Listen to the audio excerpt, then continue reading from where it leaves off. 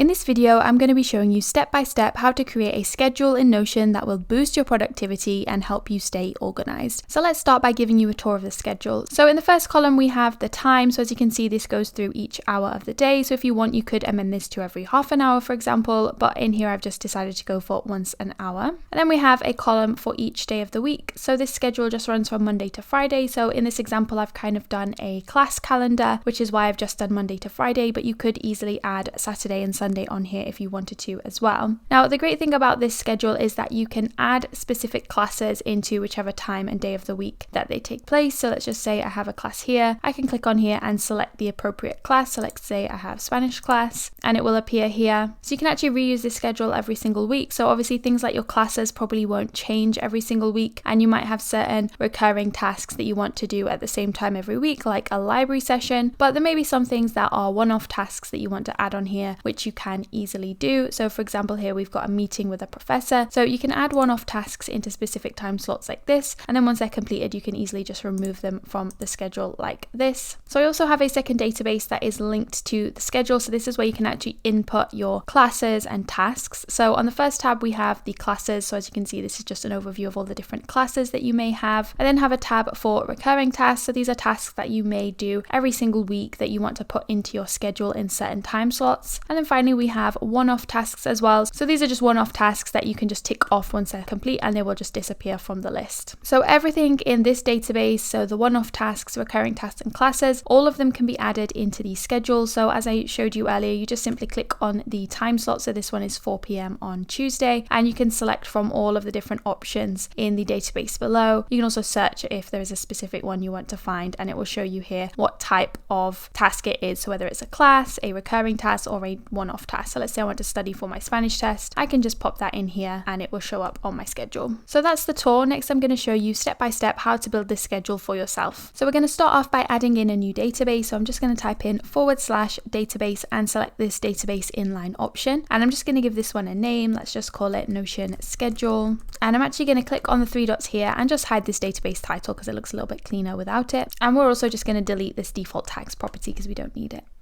So this database is going to be our schedule. So I'm just going to rename this tab. So if I just select rename and let's just call it schedule. And I just want to change this icon as well to a little clock like this. So in this first column here, which is titled name, this is actually where we're going to put all of the times within your day. So I'm actually going to change the name of it from name to time. And let's just change the icon as well, so it's a little bit more descriptive of what we're going to put in the column. I'm going to pick this little clock here, and let's just make this column a little bit smaller. Now in this column, we're going to input the times of day. So it's up to you when you want this to start from and the interval. I'm just going to start from 8 a.m. in the morning and go through till 8 p.m. at night, as this is a class calendar. So I don't think I would have anything before or after those times, but feel free to start it earlier or later if you like. So let's start with 8 a.m, 9 a.m. So as you can see, I'm adding in an hour interval here. So it's up to you if you want to make the interval shorter. You could do once every half an hour or even every 10 minutes if you like. But I think for most people, just an hour interval should be fine. Okay, so as you can see, I've now added in all of the times from 8 a.m. till 8 p.m. So next we're going to add a second database, which is where we're going to keep all of our classes and tasks. So just underneath the schedule, let's add a new database. So I'm going to type database inline and select this option.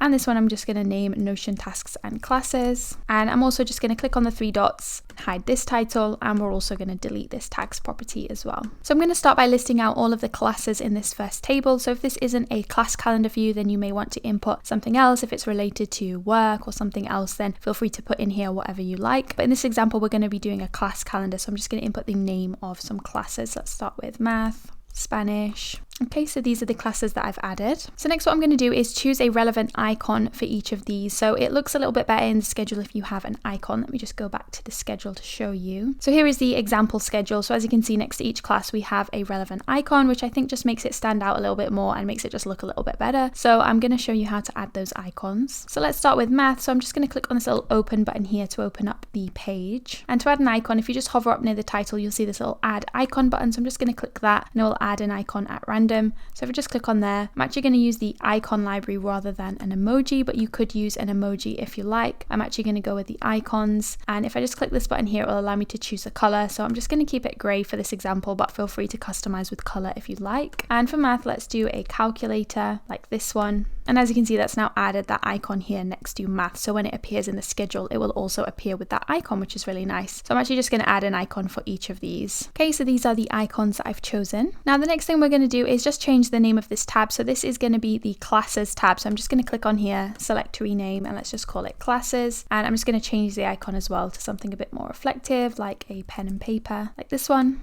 Now I actually want to add other things to this database, but I want to keep the classes separate from the recurring tasks and from the one-off tasks. So we're actually going to add another property by clicking on this plus symbol, and it's going to be a select property, and this is where I'm going to select what type of entry this is. So let's just name this type, and I'm going to add an option. So the first one is going to be class, and the next one is going to be recurring for any recurring tasks that I do every single week, and the final one is going to be one-off for any one-off tasks that I may have. So you can change the color of these if you like. I might just change this one to blue like this. So back here, I'm actually going to select class for all of these. So if I just select the first one as class, I can actually just drag this down to input it for all of these. And I'm also just going to add a filter. So when I add more items onto here that are tasks, I only want classes to show up on this tab. So if I just click here on the filter button, we're going to filter by type, and I only want to see things that have a type of class. So I'm just going to select that one. Okay, so now that we've got our classes, let's add these to the schedule. So if we just go back up here to the schedule. So next we need to add the columns for the different days of the week. Now we want to be able to add in the classes from this database. So we actually need to connect these two databases together, and you can actually do that using a relation property. So to add that property, we're going to click on this plus symbol here on the schedule, and I'm just going to type in relation and select this one. And next it's going to ask me which database I want to link this to. So we're currently in the schedule, so I want to link to that classes and tasks database, which was this one. So first it'll tell me which database that I've chosen, which was the tasks and classes. You want to make sure the limit is set to no limit, because I don't want there to be any sort of limit on how many classes or tasks I can add to my schedule. And then it will ask you if you want to show it on the other database. In this case, we don't really need to, so I'm just going to leave that off. And I'm actually just going to change the name of this. So it is just bringing up the name of the database, but this one is actually going to be our first column, which is Monday. So I'm just going to write Monday, and I'm going to select add relation. And I'm actually just going to change the icon as well to a calendar like this one.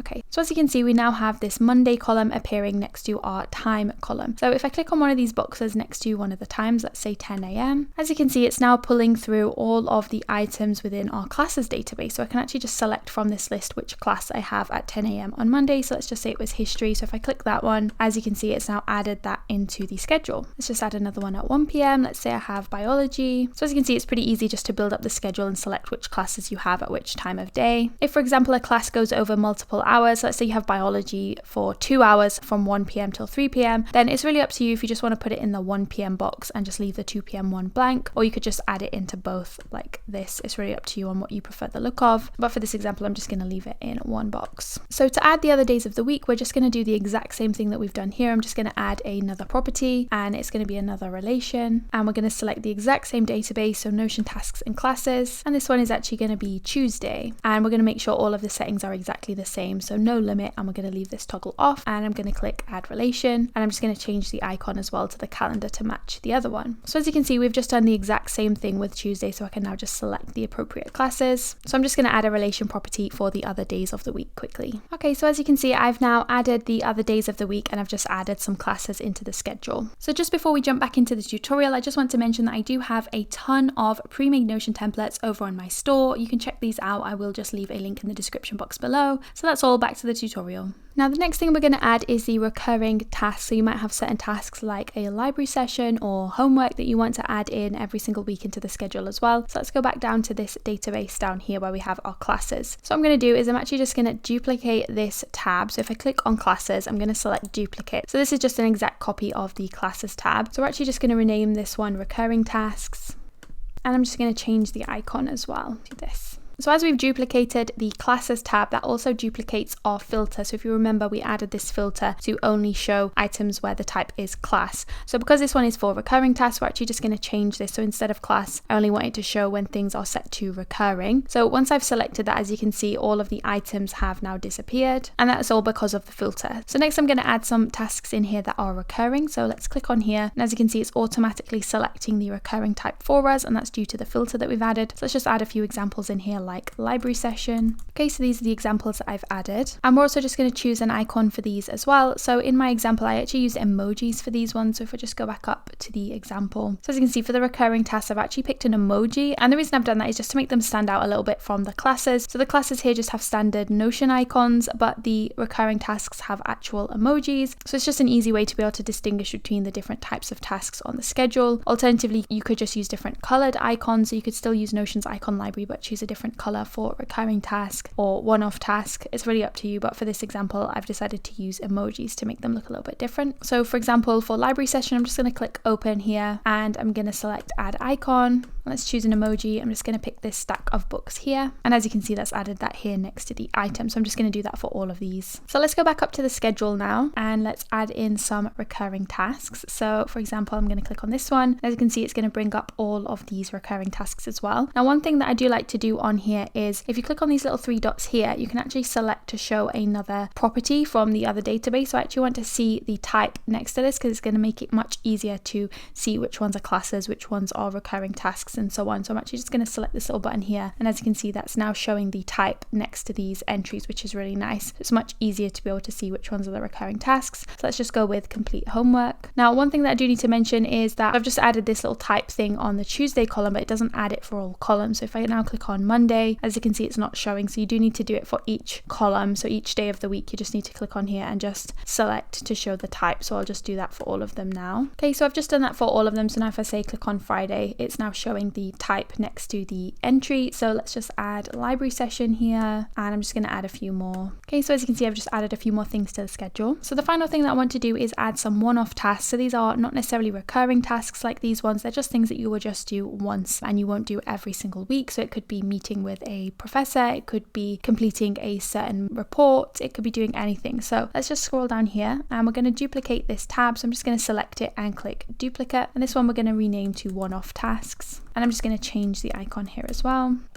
So the first thing we need to do is change the filter. So this one is just showing recurring tasks. So if I click on the filter and instead of recurring, I'm going to select one off. So it's only going to show items where the type is set to one off. So as you can see, that's now removed everything from this tab as we haven't inputted anything for one off task yet. So let's just add a few examples. So for example, it might be walk friend's dog. Okay, so these are the examples that I've added. Now for this one, I'm actually going to set a default icon. So with the other ones, we chose specific icons for each item in the list, but that's because these are things that we're going to be reusing over and over again. Whereas the one-off tasks, we're just going to do once and they're going to disappear. So it's not really worth my time choosing an icon that is representative of each of these tasks. So I'm actually just going to pick a default one that's going to show up for every single task. So to be able to do that and have it added automatically when you add a new task, we're actually going to add a default template. So I'm going to hover over here where you see this new button and click on this little down arrow and select new template. And all we're going to add to this template is simply the icon. So I'm going to add an icon and just select the one that I want. So it's really up to you. You could pick an emoji like this one. I'm actually just going to go for one of the icons in the icon library. And I think I'm just going to go for this check mark here. You can also play around with the color. So if you click on this little circle icon here, you can pick the color. So for example, we could have a blue color and select blue check mark like this. Now to set it as default, we're just going to click again on the down arrow and here is that template that we've just created. So I'm just going to click on the three dots next to it and simply set it as default. And you want to make sure that you select only on the one-off tasks view. If you select for all views, it will now add this icon as default for everything that you add to this database, including your classes and your recurring tasks. So we don't want that. We only want it to be for one-off tasks. So I'm just going to select that one. So for the ones already in the list, it won't automatically add it. So I'm just going to quickly open these up and then just select that template here that we've just added. And that's then added the icon to them. And now if I add a new task to the list, as you can see, the icon is automatically added every single time. So that's just going to save you time so you don't have to add the icon physically every time. So because these are one-off tasks, I actually want to be able to tick them off once they're complete so that they get removed from the list. So let's add a checkbox so that we can do that. So I'm going to click on the plus symbol here, type in checkbox and select checkbox. And this one I'm just going to name complete. And that's all. I'm also just going to make this a little bit smaller so you can just see the checkbox. And on this view, we only want to see items where the checkbox is unchecked. So if I tick an item off like this, I actually want it to disappear from the list so that I can only see outstanding tasks. So we're going to add another filter. So I'll click on filter and select add filter. And we're going to add a filter for the complete checkbox. So we only want to see items where the complete checkbox is unchecked. So as you can see, once I've done that, the task that was checked off has now disappeared from the list. Now, because I've just added another property here, it's usually added to the other tabs. So as you can can see under classes that complete checkbox has now appeared. So this one isn't really relevant to the class view, so I'm actually just going to click on it and hide it in this view, and I'm just going to do the same on recurring tasks as well. So the only place where that checkbox is going to appear is on the one-off tasks. That's the only place where it's actually relevant. Okay, so now let's add some one-off tasks into our schedule. So let's click on this box here, and as you can see, here are the one-off tasks. So it does display next to it that it's a one-off task. So let's say I want to plan my biology report here, and I'll add another one up here. Okay, so as you can see, I've now added in the one-off tasks onto our schedule. So the only thing that I want to note about this is that when you check things off on here, so let's just check off walk friend's dog. As you can see, it now disappears on this database, but unfortunately there isn't a way to make it disappear from your schedule. So here, walk friend's dog is still there. Currently, that's just a limitation with Notion. There isn't a way to automatically remove it from here. So once the task is complete, you can simply remove it from the schedule just by clicking on it and just clicking on this unlink page option, and it will just remove it from the schedule. So that is the schedule. So one thing I love about this schedule is that you can use it over and over again every single week. So things like your classes won't really change times, and a lot of your recurring tasks like your library sessions, you may want to put at specific times every single week. You can also add in the one-off tasks and remove them once they're complete like this. So it is a really handy system, and it should save you a lot of time when planning your schedule. And that's it. So you can check out all of my pre-made Notion templates like this awesome reading tracker over on my store. I'll leave a link in the description box below. And if you did find this video useful, then I'd really appreciate if you could give it a thumbs up and subscribe to the channel, as I upload new Notion tutorials like this one twice a week.